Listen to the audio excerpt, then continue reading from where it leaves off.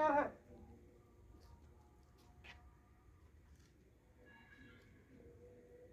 विसर्जन कराइए।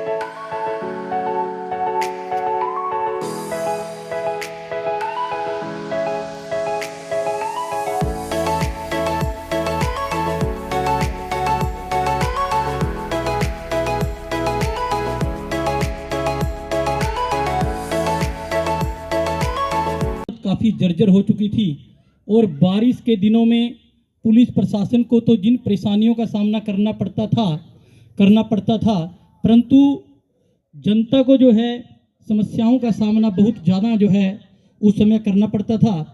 आपके अथक प्रयासों से आज बराड़ा को नया थाना परिसर जो है वो मिला है, इसीलिए क्षेत्र के सभी गणमान्य व्यक्ति जो हैं वो यहाँ पर उपस्थित हैं और निम्न शब्दों में जो है आपके आगमन पर जो लोग हर्षोल्लासित हैं उसका वर्णन करना चाहूँगा कि नज़र नवाज नज़ारे सलाम करते हैं, ये मुंतजिर से इशारे सलाम करते हैं, दर पे देखा जो आप जैसे मेहमान को फलक से चांद सितारे सलाम करते हैं, फलक से चांद सितारे सलाम करते हैं।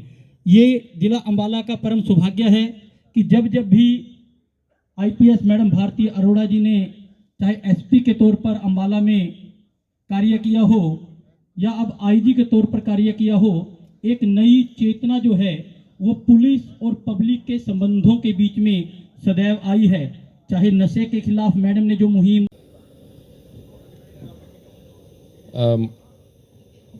मैडम भारती अरोड़ा IG अम्बाला और यहाँ पे पहुँचे सारे हमारे इलाके के गणमान्य व्यक्तिगण, हमारे पुलिस अधिकारीगण, कर्मचारीगण और मीडिया के साथी, सबसे पहले मैं मैम का और आप सबका हमारे इस नए भव्य पुलिस स्टेशन बराड़ा की नई प्रेमिसेस के अंदर स्वागत करता हूँ। बराड़ा काफ़ी पुराना कस्बा है।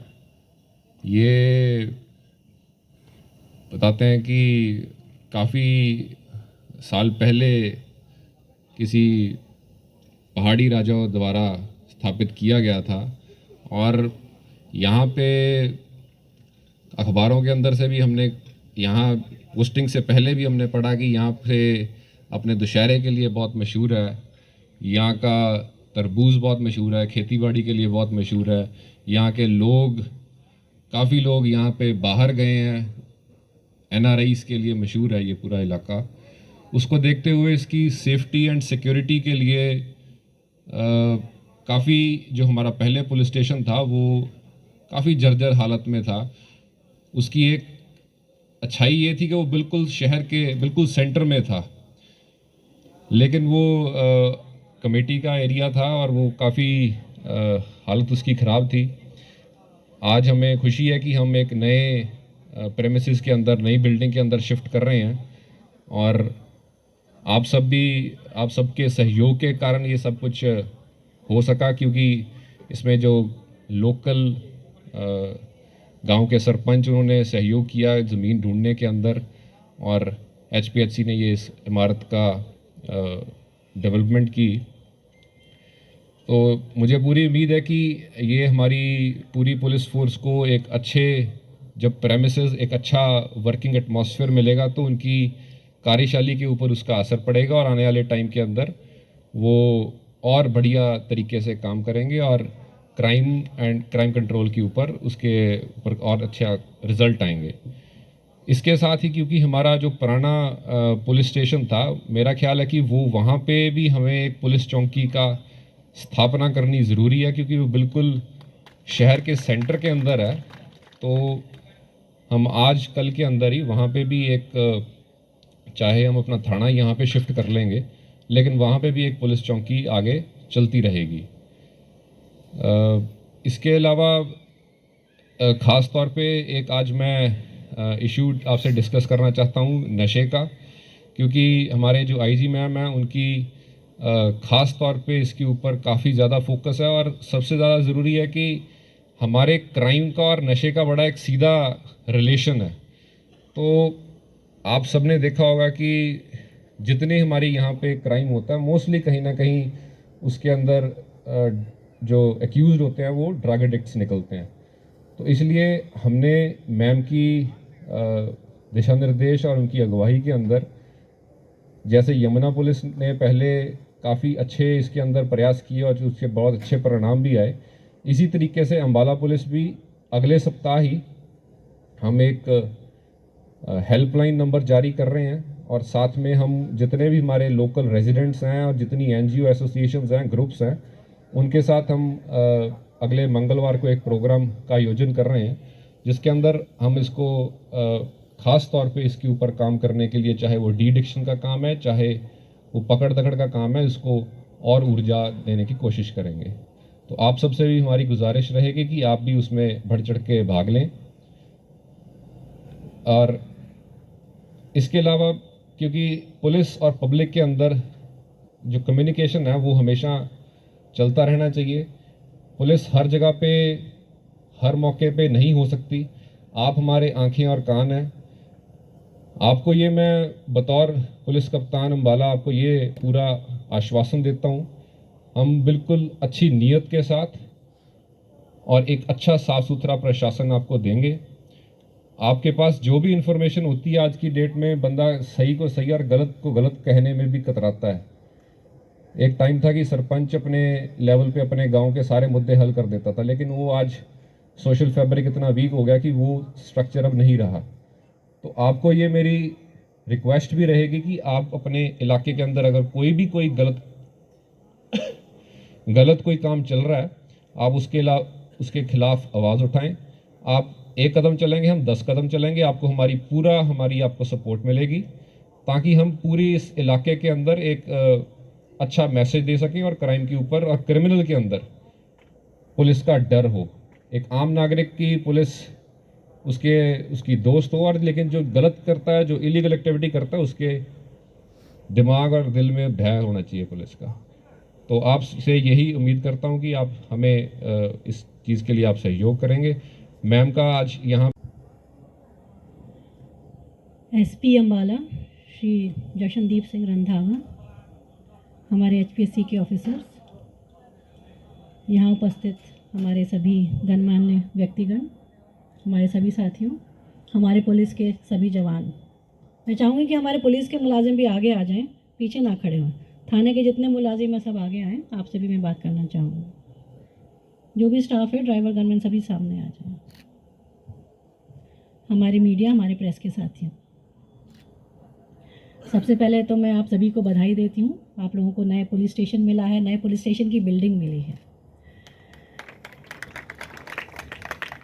जब कोई नई बिल्डिंग खड़ी होती है या कोई नया बिजनेस अपना शुरू करता है, तो लोग उसकी पब्लिसिटी करते हैं, चाहते हैं कि लोग वहाँ पे ज़्यादा से ज़्यादा आएँ, ऐसा ही होता है ना। लेकिन हम नहीं चाहते कि हमारे पुलिस स्टेशन में लोग ज़्यादा से ज़्यादा आएँ। हम नहीं चाहते हमारा काम, हमारा बिजनेस क्या, क्राइम कंट्रोल करा।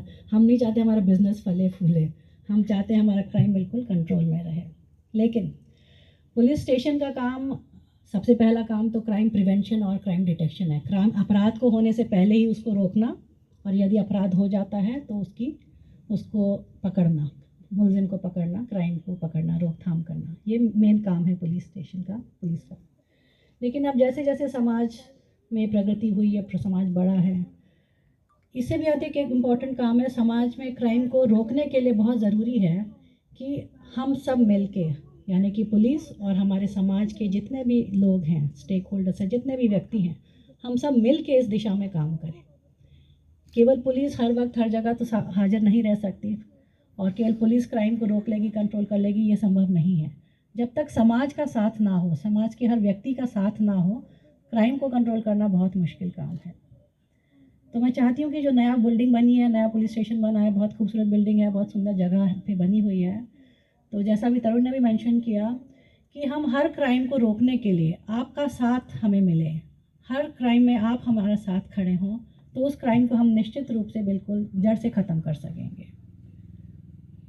33 गांव इस पुलिस स्टेशन के जुरिस्डिक्शन में आते हैं, मुझे बताया गया 33 गांव हैं यहाँ पे। हर गांव के एक सरपंच हैं, इस गांव की सरपंच यहाँ हाजिर हैं। हर गांव में सरपंच है, उसका अपना एक सोशल फैब्रिक है हर गांव का। तो ये अपराध कहाँ से शुरू होता है? इसी धरती से कहीं बाहर से तो नहीं आ रहे क्रिमिनल को क्राइम करने, कहीं आ रहा है व्यक्ति, कहीं बाहर से तो नहीं आ रहा, यहीं से हमारे इसी धरती से वो क्रिमिनल खड़े हो रहे हैं। और जब कहीं क्राइम खड़ा शुरू होता है, कुछ शुरू होती है कोई भी चीज़, तो ऐसा नहीं है कि वहाँ के लोगों को या उसके आसपास के लोगों को पता नहीं चलता कि यहाँ क्राइम पनप रहा है। ऐसा होता है क्या? ऐसा नहीं होता कि ना पता चले, हम अपनी आंखें बंद कर लेते हैं, वो अलग बात है। जहाँ क्राइम की शुरुआत हो, अगर हम उसी वक्त उसको ख़त्म कर दें, जड़ से ख़त्म कर दें, तो क्राइम पनपे ही क्यों, क्राइम बढ़े ही क्यों?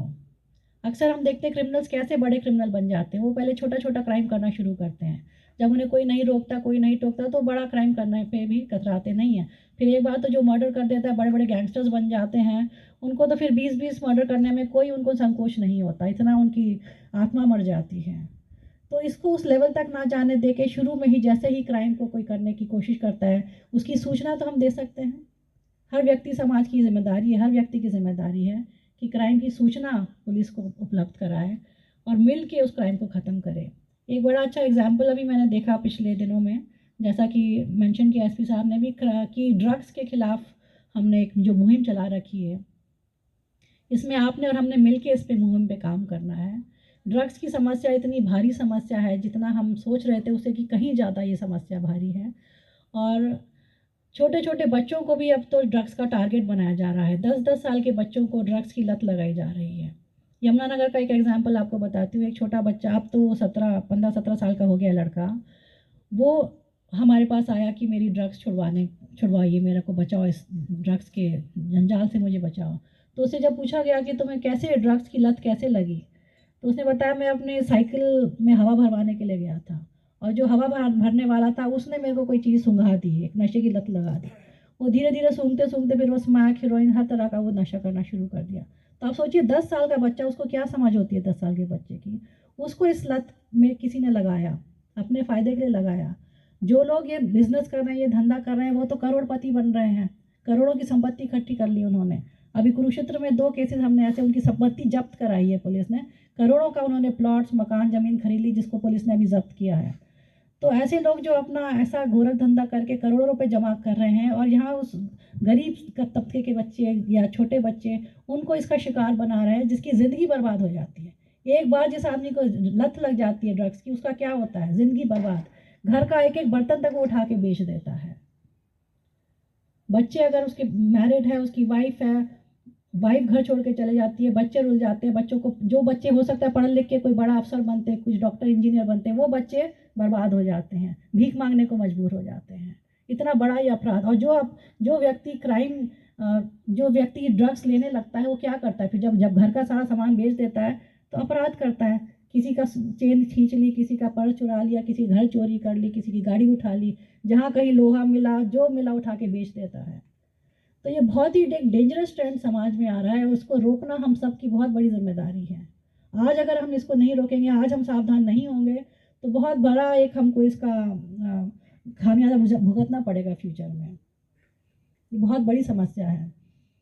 कुछ दिन पहले एक व्यक्ति मेरे पास आए, उन्होंने बताया कि मैं खुद ड्रग्स लेता था पहले, और उस वजह से मेरी पूरी ज़िंदगी बर्बाद हो गई। मेरी वाइफ मुझे छोड़ के चली गई, मेरे को समाज में कोई इज्जत नहीं थी, नशेड़ी नशेड़ी कह के लोग बोलते थे, और कोई मुझसे बात नहीं करना चाहता था। समाज में एक तरह से बॉयकॉट हो गया, सेहत खराब हुई। वो अलग, जो एक बार नशा करने लगता है 10 साल से ज़्यादा उसकी उम्र बचती नहीं है। तो उस व्यक्ति ने कहा कि मुझे बड़ी ग्लानि हुई इस तरह की जब सिचुएशन हुई, तो मैंने निश्चय किया, दृढ़ निश्चय किया, अपनी विल पावर से मैंने ट्रीटमेंट लेना शुरू किया ड्रग्स का।